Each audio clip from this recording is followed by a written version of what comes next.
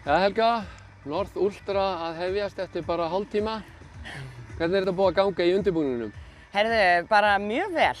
Þetta er alltaf stress og svona allavega milljón hlutir sem þarf að huga að og svona í svona undirbúningi, en þetta hefur bara allt gengið vel og veðrið með okkur í liði og það er þetta einu hlutur sem við getum ekki stjórnað, þannig ég er bara mjög þakklátt í dag. Þetta er 56 kilometrar héðan frá Dalvík Já. og svo 25 hérna frá Ólafsfirði. Já.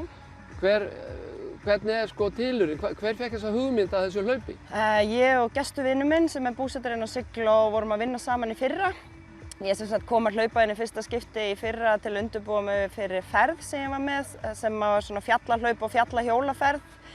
Og ég var bara svo ofsalega hrifin á svæðinu og sá hvað voru miklu möguleikar, mikið af flottum stígum og vegum og svo bara eitt kvöldi þá voru við að spjalla og ég segi það er nú bara geggjað að vera með ultramarathon hérna og við settumst yfir kortið og gestir langaði að gera eitthvað skemmtilegt hérna á svæðinu sínu og byggja upp túrisma og í rauninni kynna Tröllaskagann fyrir útivistarfólki.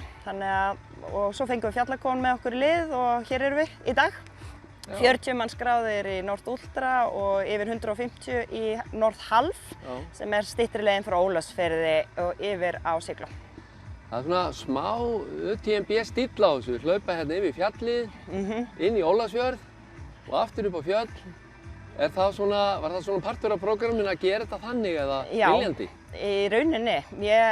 Ég sem sagt kem úr fjallamennsku, búin að vera fjallamennsku í næstu 2 áratugi og hefur rosa gaman af svona hlaupið þar sem engir stígar og maður þarf sjálfur svolítið að finna leiðina og ég kalla þetta svona villihlaup.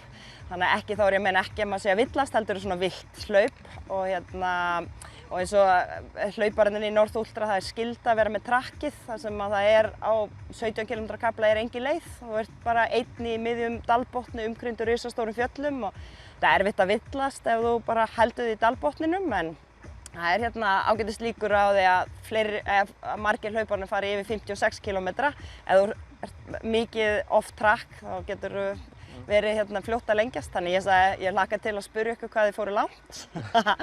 Þannig að hver viltist mest? Heyrðu, þetta lítur bara vel út. Við kannski spjöllum aftur eftir hlaupið og sjáum hvernig við gengið. Endilega. Heyrðu, takk fyrir. Takk.